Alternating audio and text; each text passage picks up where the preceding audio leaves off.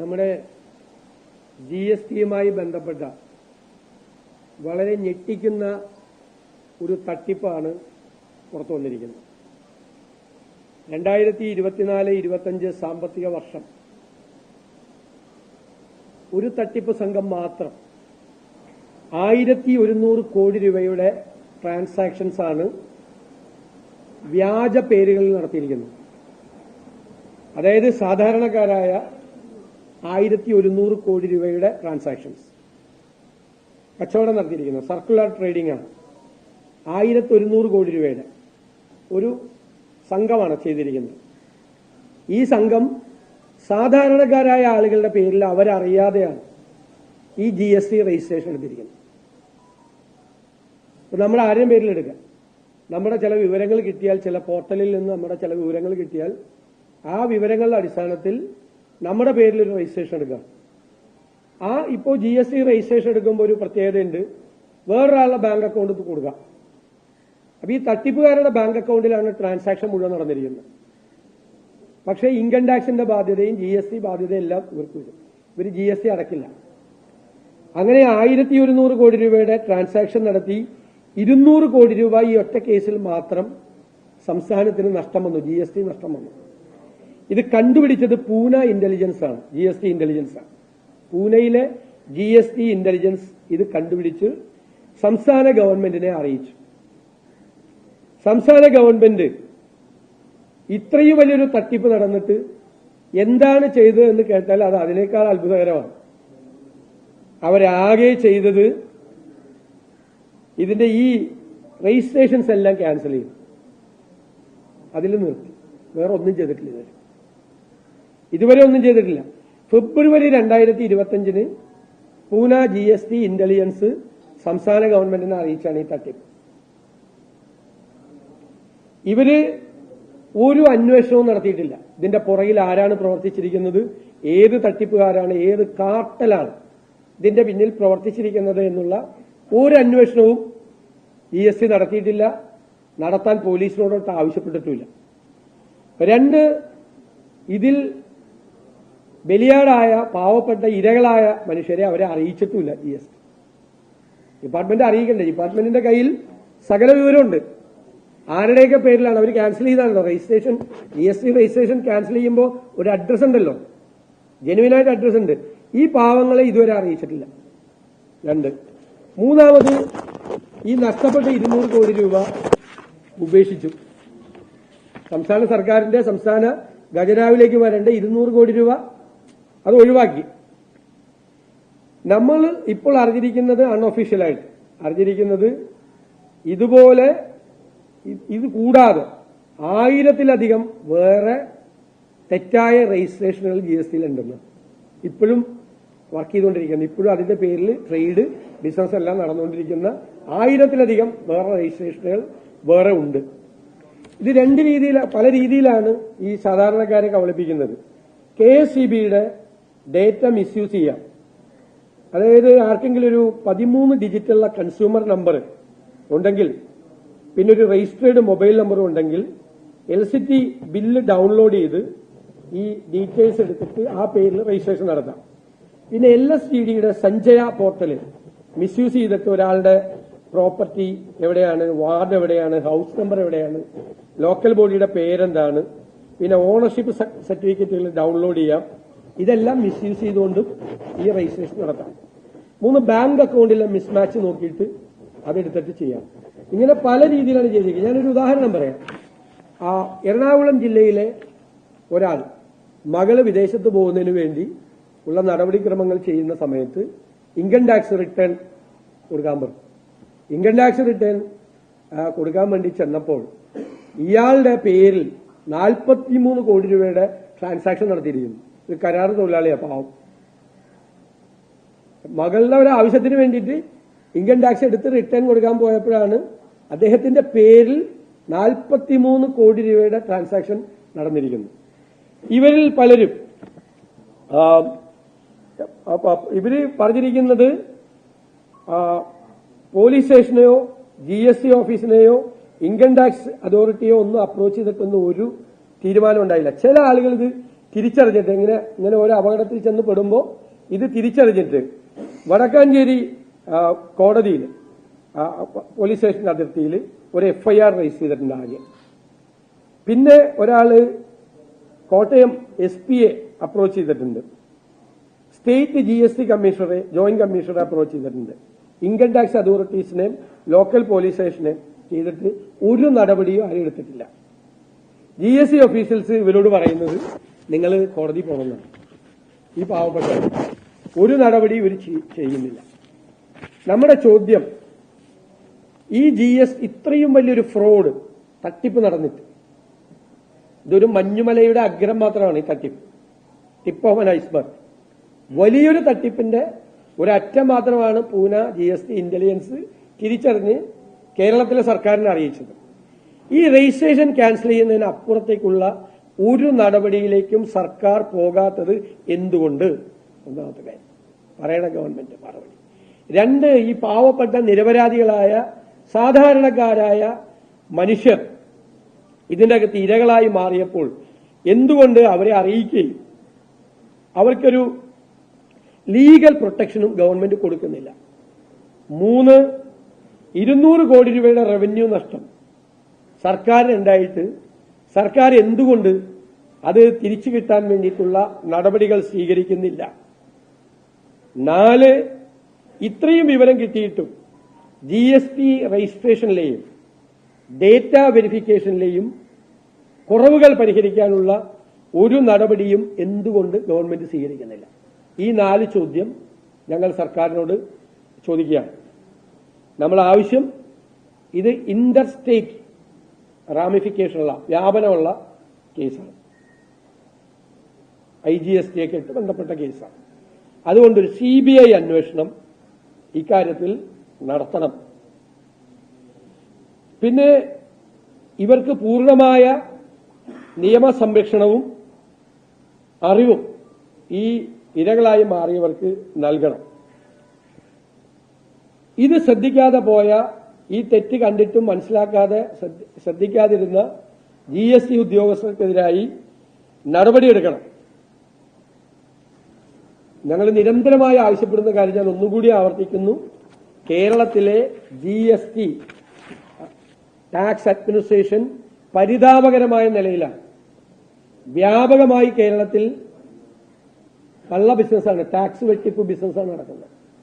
ഞാൻ കഴിഞ്ഞ ദിവസം നിയമസഭയിൽ പറഞ്ഞു, കോടിക്കണക്കിന് രൂപ കേരളത്തിലെ എക്സ്ചക്കറിന് നഷ്ടപ്പെടുന്ന, ഖജനാവിന് നഷ്ടപ്പെടുന്ന രീതിയിൽ, ടാക്സ് നഷ്ടപ്പെടുന്ന രീതിയിലുള്ള കള്ളക്കച്ചവടങ്ങൾ നടക്കുകയാണ്. B2B ബിസിനസ്, അതായത് ബിസിനസ്സുകാർ കൊണ്ടുവന്നിട്ട് ഇവിടെ വന്ന് ബിസിനസ് ചെയ്യുന്നുണ്ട്, ബിസിനസ്സുകാരുടെ കയ്യിൽ നിന്ന് കസ്റ്റമേഴ്സ് മേടിച്ച് ടാക്സ് ഇല്ലാതെ കൊണ്ടുവന്ന്. ഞാൻ നേരത്തെ പറഞ്ഞിട്ടുണ്ട്, ഒരാൾക്ക് 5000 സ്ക്വയർ ഫീറ്റ് വീട് വെക്കണം, അയാൾ 5000 സ്ക്വയർ ഫീറ്റ് ടാക്സ് ഇല്ലാതെ ഇവിടെ കൊണ്ടുവന്ന് വീട് വയ്ക്കുകയാണ്. അപ്പൊ ജെനുവിൻ ടാക്സ് പേയേഴ്സ്, ഇവിടെ കച്ചവടം നടത്തുന്ന ആളുകളുടെ ബിസിനസ്സും പോവാണ്, അവരും തകർന്നു പോവാണ്. അപകടകരമായ രീതിയിലേക്ക് ഇത് കംപ്ലീറ്റ് പോവുകയാണ്. ഇത് വെറും, ഇപ്പൊ ഞാൻ പറഞ്ഞ കാര്യം വെറും ടാക്സ് തട്ടിപ്പും മാത്രമല്ല, ഡാറ്റ മോഷണം കൂടിയാണ്, ഡാറ്റ തട്ട് വളരെ ഗുരുതരമാണ്. നമ്മുടെ ആരും പേരിലെടുക്കാം, നമ്മുടെ ഏതെങ്കിലും ഒരു അക്കൗണ്ടിൽ നിന്ന് ഇത് ചോർത്തിയെടുത്ത്, നമ്മുടെ പേഴ്സണൽ വിവരങ്ങൾ ചോർത്തിയെടുത്ത് നമ്മുടെ പേരിൽ ഒരു രജിസ്ട്രേഷൻ തുടങ്ങി, നമ്മുടെ പേരിൽ കച്ചവടം നടത്തി, നമ്മുടെ ഇൻകം ടാക്സ്, നമ്മൾ ഇത്രയും കോടി രൂപയുടെ ബിസിനസ് നടത്തി എന്ന് വന്നാൽ അവസാനം ഇൻകം ടാക്സ് ഇത് വന്നു കഴിഞ്ഞാൽ മാത്രമേ നമ്മൾ അറിയുള്ളൂ. അപ്പൊ നമുക്കൊരു പ്രൊട്ടക്ഷനും ഇല്ല. നിരപരാധികളായ ഇഷ്ടംപോലെ ആളുകൾ, ഞാൻ അവരുടെ പേരുകളൊന്നും വായിക്കുന്നില്ല, എനിക്ക് നിരവധി ആളുകളുടെ പേരുകളുടെ അവരുടെ അഡ്രസ്സും, തട്ടിപ്പിനിരയായ നിരവധി ആളുകളുടെ അഡ്രസ്സും അതിന്റെ ഡീറ്റെയിൽസും ഉണ്ട്. ഇത്രയും വലിയ തട്ടിപ്പ് നടന്നിട്ട് സർക്കാരിന് അറിവുണ്ടായിട്ടും സർക്കാർ എന്തുകൊണ്ടാണ് ഇത് മറക്കുന്നത്? ഞാനൊരു ആരോപണം കൂടി ഉന്നയിക്കുകയാണ്. GST ഉദ്യോഗസ്ഥരിലെ ഒരു വിഭാഗത്തിന് ഈ തട്ടിപ്പുകാരുമായിട്ട് ബന്ധമുണ്ട്. അതുകൊണ്ടാണ് ഇങ്ങനത്തെ ഒരു ഞെട്ടിക്കുന്ന വിവരം സംസ്ഥാന സർക്കാരിന് കിട്ടിയിട്ടും അത് മൂടിവെക്കാൻ, പുറത്തറിയാതെ മൂടിവെക്കാൻ ഉള്ള ശ്രമം സർക്കാർ ഇപ്പോഴും നടത്തിക്കൊണ്ടിരിക്കുന്നത്. ഗുരുതരമായ ഒരു വിഷയമാണ്. ഇതിൽ CBI അന്വേഷണം ഏർപ്പെടുത്തണം. കോടിക്കണക്കിന് രൂപ കേരളത്തിന്റെ ഖജനാവിന് നഷ്ടപ്പെട്ടിട്ടുണ്ട്.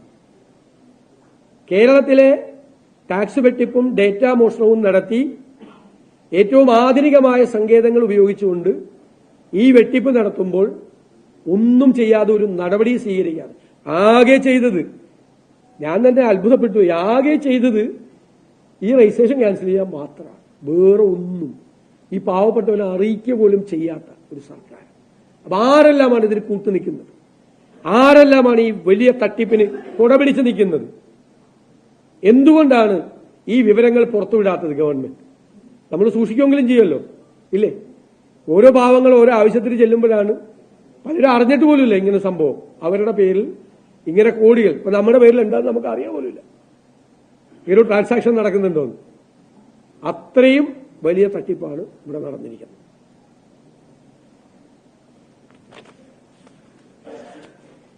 രണ്ടാമത്തെ കാര്യം, സ്വർണ്ണപ്പാളി വിവാദവുമായിട്ട് ബന്ധപ്പെട്ട് വളരെ വിസ്മയകരമായ കാര്യങ്ങളാണ് പുറത്തു വന്നിരിക്കുന്നത്. കോടതി ഇടപെട്ടില്ലെങ്കിൽ ഈ തട്ടിപ്പ് ഇപ്പോഴും നിന്നേനെ. 1999 ദ്വാരപാലക ശില്പങ്ങളിൽ സ്വർണം പൂശിയത് 40 വർഷത്തെ വാറണ്ടി ഉണ്ടായിരുന്നു.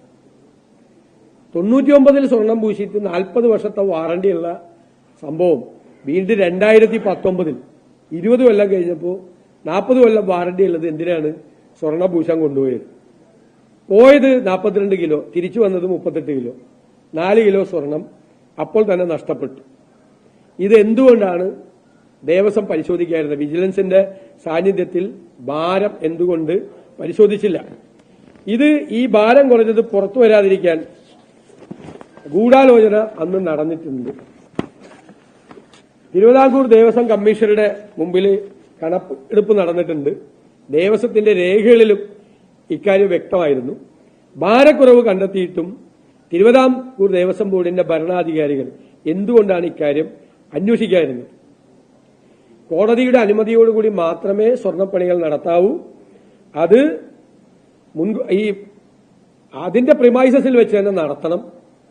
കോടതിയുടെ അനുമതിയില്ലാതെ മുഴുവൻ നിയമങ്ങളും ചട്ടങ്ങളും ലംഘിച്ചുകൊണ്ട് ഇത് ചെന്നൈയിലേക്ക് അയച്ചു. പിന്നെ ആരാണ് ഈ ഉണ്ണികൃഷ്ണൻ പോറ്റി? എന്താണ് ഈ സ്പോൺസർക്ക് ഉള്ള പ്രത്യേകത? എല്ലാ ദേവസ്വം ബോർഡുകളിലുള്ള സ്പോൺസർമാരെ കുറിച്ച് കൂടി അന്വേഷിക്കണം.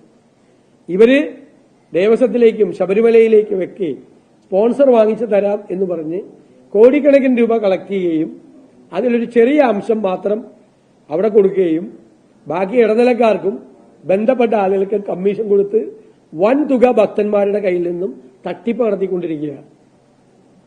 ഇതിനെല്ലാം ദേവസ്വം ബോർഡും സർക്കാരും കൂട്ടുനിന്നു. അയ്യപ്പന്റെ സ്വർണ്ണം അടിച്ചു മാറ്റിയ ആളുകളാണ് അയ്യപ്പ സംഗമം നടത്തിയത്. അയ്യപ്പ സംഗമം നടത്തി കപടഭക്തി പ്രകടിപ്പിച്ച ആളുകളുടെ കാപട്യം ഇപ്പോ പുറത്ത് അയ്യപ്പൻ തന്നെ പുറത്തുവിട്ടിരിക്കുകയാണ്.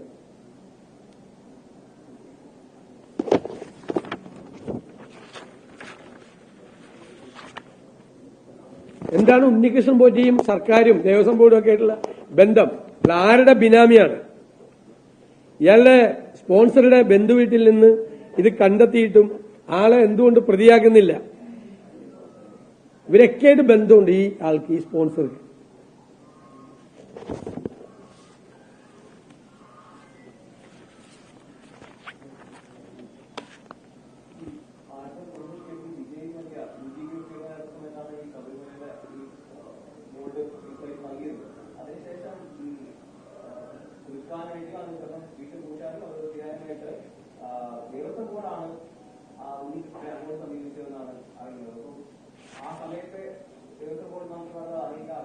ആരാണ് ഉണ്ണികൃഷ്ണൻ? ആരാണ് ഉണ്ണികൃഷ്ണൻ പോറ്റി? ഉണ്ണികൃഷ്ണൻ പോറ്റിക്ക് എന്താ കാര്യം? ഉണ്ണികൃഷ്ണൻ പോറ്റി അങ്ങോട്ട് സമീപിക്കുന്നത് എന്തിനാണ്? എന്തുകൊണ്ട് കോടതിയുടെ പെർമിഷൻ വാങ്ങിച്ചില്ല? എന്തുകൊണ്ട് ആ പ്രിമൈസസിൽ വെച്ച് തന്നെ ഇത് ചെയ്തില്ല? അതല്ലേ പ്രധാനം. നിയമലംഘനമാണ് നടത്തിയിരിക്കുന്നത്. പോയ സ്വർണം തിരിച്ചു വരുമ്പോൾ പരിശോധിക്കേണ്ട എത്ര കിലോ ഉണ്ടെന്ന്. പോയ സ്വർണം എപ്പോഴും പീരിയോഡിക്കലായിട്ട് നടക്കുന്ന കണക്കെടുപ്പ് കൂടാതെ തന്നെ പുറത്തേക്ക് പോയ സാധനം തിരിച്ചു വരുമ്പോൾ ക്വാളിറ്റിയിൽ എന്തെങ്കിലും മാറ്റം വന്നിട്ടുണ്ടോ?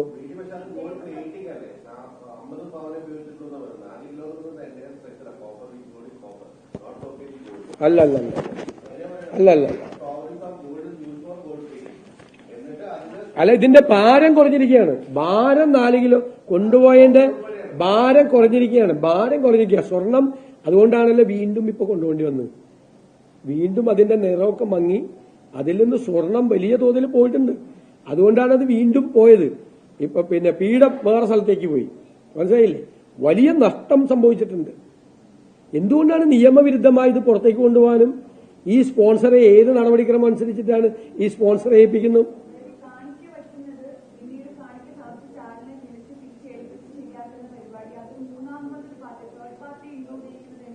അതാണ് ചോദ്യം. എന്താണ് ഉണ്ണികൃഷ്ണൻ പോറ്റിയുടെ റോള്? ഇയാൾ ആരുടെ ബിനാമിയാണ്? അയാളെക്കുറിച്ച് ഗുരുതരമായ ആരോപണങ്ങളാണ് വന്നിരിക്കുന്നത്. ഗുരുതരമായ ആരോപണങ്ങൾ. ആരായിട്ടാണ് അയാൾക്ക് ബന്ധം? ദേവസ്വം ബോർഡിലും സർക്കാരിലും അത് വ്യക്തമാക്കട്ടെ.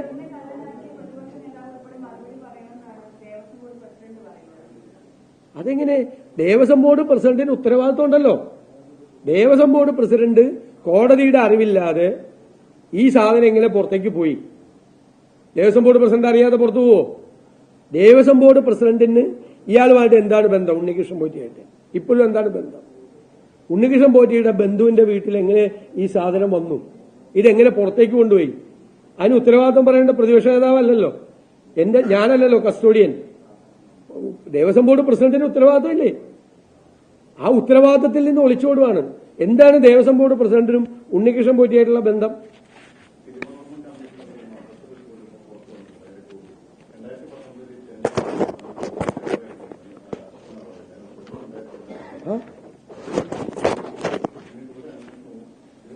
ഞാനിപ്പോ പറഞ്ഞപ്പോ ഞാൻ പറഞ്ഞല്ലോ, അത് ഞാൻ കൃത്യമായിട്ട് പറഞ്ഞു. തിരുവിതാംകൂർ ദേവസ്വം കമ്മീഷണറുടെ മുമ്പിൽ കണക്കെടുപ്പ് നടന്നിട്ടുണ്ട്. ദേവസ്വത്തിന്റെ രേഖകളിലും വ്യക്തമായിരുന്നു.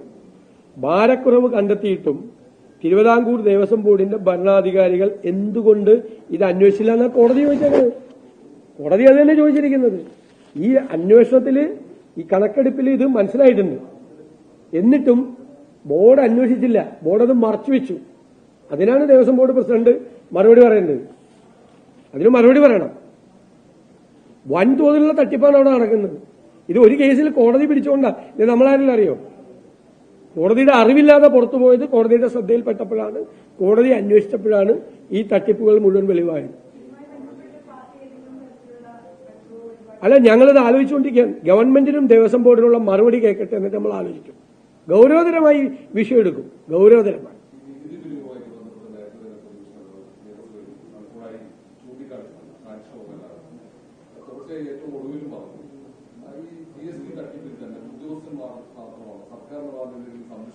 ഉറപ്പായിട്ട് ആ ഉദ്യോഗസ്ഥന്മാരെ കീ പോസ്റ്റിൽ വെച്ചിരിക്കുന്നത് പൊളിറ്റിക്കൽ അപ്പോയിന്റ്മെന്റ്സ് ആണ്. ഞാൻ നേരത്തെ പറഞ്ഞത് GST ഇന്റലിജൻസ് അടക്കമുള്ള കീ പൊസിഷൻസിൽ CPM-മായി ബന്ധപ്പെട്ട ആളുകളെയാണ് നിയമിച്ചിരിക്കുന്നത്.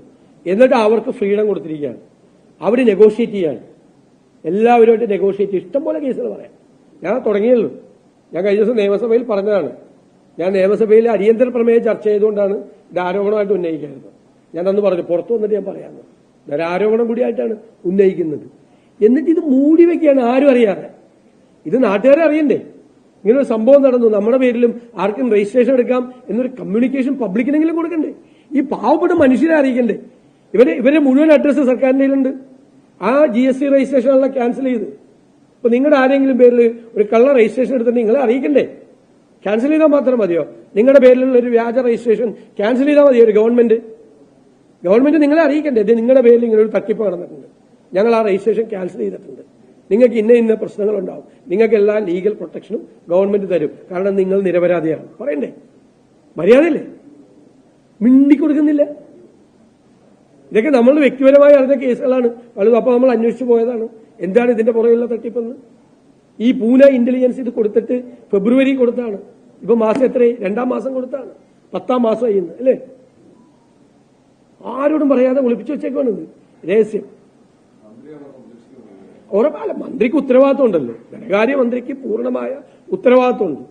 ഉത്തരവാദിത്വത്തിൽ നിന്ന് അദ്ദേഹത്തിന് ഒളിച്ചു മാറാൻ പറ്റില്ല. അദ്ദേഹത്തിന് ഗവൺമെന്റിന് ഉത്തരവാദിത്വമുണ്ട്. ഗവൺമെന്റ് പറയട്ടെ. വലിയ തോതിലുള്ള തട്ടിപ്പാണ് നടക്കുന്നത്.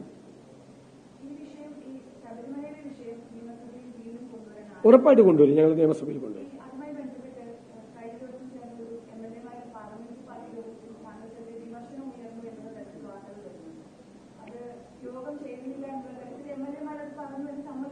തെറ്റായ വാർത്തയാണ്. ഞങ്ങൾ 4:30 മണിക്ക് പാർലമെന്ററി പാർട്ടി യോഗം ചേരാനിരുന്നതാണ്. അന്ന് അസംബ്ലി വൈകിയതുകൊണ്ട് ഞങ്ങൾ 5:30 മണി കഴിഞ്ഞു യോഗം ചേരാൻ വേണ്ടി. യോഗം ചേരാൻ തീരുമാനിച്ച സമയത്ത് ഇല്ലാതിരുന്നൊരു പ്രശ്നം രാഹുൽ ഗാന്ധിയുടെ നേരെ നിറവേഴിക്കുമെന്നുള്ള വാർത്തയുമായി ബന്ധപ്പെട്ട് സംസ്ഥാനത്തുടനീളം പ്രതിഷേധ യോഗം സംഘടിപ്പിക്കാൻ തീരുമാനിച്ചു. അപ്പം ഞാനും AICC general secretary Deepadas Munshi മാഡവും KPCC പ്രസിഡന്റും MLA-മാർക്കും ആ പരിപാടിയിൽ പങ്കെടുക്കും. അത് 6 മണിക്ക് അത് മ്യൂസിയം ജംഗ്ഷനിൽ നിന്ന് പുറപ്പെട്ടു. അപ്പൊ ഞങ്ങൾ മീറ്റിംഗ് നിർത്തിവെച്ച് മീറ്റിംഗ് 7-ാം തീയതിയിലേക്ക് അസംബ്ലി തുടങ്ങി പിറ്റേ ദിവസത്തേക്ക് വെച്ച് മാറ്റി. അത്രയല്ല, അല്ലാതെ വേറൊന്നും അതിനകത്ത് നടന്നിട്ടില്ല. ഒരാളും പറഞ്ഞിട്ടില്ല, അങ്ങനെ ഒരു പരാതി പറഞ്ഞിട്ടില്ല. ഏത് മെമ്പർ ആവശ്യപ്പെട്ടാലും പാർലമെന്ററി പാർട്ടി യോഗം ചേരും. മാത്രമല്ല എല്ലാ UDF-ന്റെ പാർലമെന്ററി പാർട്ടി യോഗം നിരന്തരമായി UDF പാർലമെന്ററി പാർട്ടി യോഗം ചേരാറുണ്ട്. ഇപ്പോ വീണ്ടും ഞങ്ങളിപ്പോ 6-ാം തീയതി രാവിലെ UDF പാർലമെന്ററി പാർട്ടി യോഗം ചേരും. ഈ അസംബ്ലി തുടങ്ങിയ അന്ന് UDF പാർലമെന്ററി പാർട്ടി യോഗം ഉണ്ടായിരുന്നു. 8 മണിക്ക് രാവിലെ യോഗം ഉണ്ടായിരുന്നു. ഞങ്ങളിവിടെ വെച്ച് തന്നെ ഡിന്നർ മീറ്റിംഗ് ആയിട്ട് നിരവധി യോഗങ്ങൾ ഉണ്ടായിരുന്നു. ഞാൻ അതിന്റെ കണക്കെടുത്ത് തരാം. ഇതൊക്കെ വെറുതെ തെറ്റായ വാർത്തകൾ. അതിപ്പോ ഞാനൊരു പൊസിഷനിൽ ഇരിക്കുമല്ലേ, എനിക്കെതിരെയല്ലേ വാർത്ത കൊടുക്കാൻ പറ്റുള്ളൂ. അത് കൊടുക്കട്ടെ തന്നെ, അതിനെന്താണെന്നേ, ഇത് നിസ്സാരമായ കാര്യമല്ലേ. കോൺഗ്രസ് പാർലമെന്ററി പാർട്ടിയിലെ ഏതെങ്കിലും MLA യോഗം കൂടണം എന്ന് പറഞ്ഞാൽ ഏറ്റവും അടുത്ത ഡേറ്റിൽ യോഗം കൂടും. എന്താവശ്യമുണ്ടെന്ന് പറഞ്ഞാൽ ഞങ്ങൾ അവരായിട്ടൊക്കെ എല്ലാവരുമായിട്ടും കമ്മ്യൂണിക്കേഷനിലല്ലേ, അസംബ്ലിയിലൊക്കെ ഞങ്ങൾ പ്രവർത്തിക്കുന്ന കണ്ടില്ലേ. എത്രമാത്രം പാർലമെന്ററി പാർട്ടി യോഗങ്ങൾ ഈ പ്രധാനപ്പെട്ട ദിവസങ്ങളിൽ എന്ത് നടപടി സ്വീകരിക്കണം, ഫ്ലോർ മാനേജ്മെന്റ് എങ്ങനെയാകണം എന്ന് തീരുമാനിക്കുന്നത് പോലും പാർലമെന്ററി പാർട്ടി യോഗം ചേർന്നിട്ടാണ്. നമ്മൾ കൊണ്ടുവന്ന സിസ്റ്റമാണ്. പണ്ടൊന്നും അങ്ങനെ ഉണ്ടായിരുന്നില്ല. പണ്ട് നമ്മളൊരു തീരുമാനം ലീഡർഷിപ്പ് എടുത്തിട്ട് മെമ്പർമാരോട് പറയാറ്. ഇപ്പൊ ഞങ്ങളല്ല, വ്യത്യസ്തമായ അഭിപ്രായം ഉണ്ടാവും.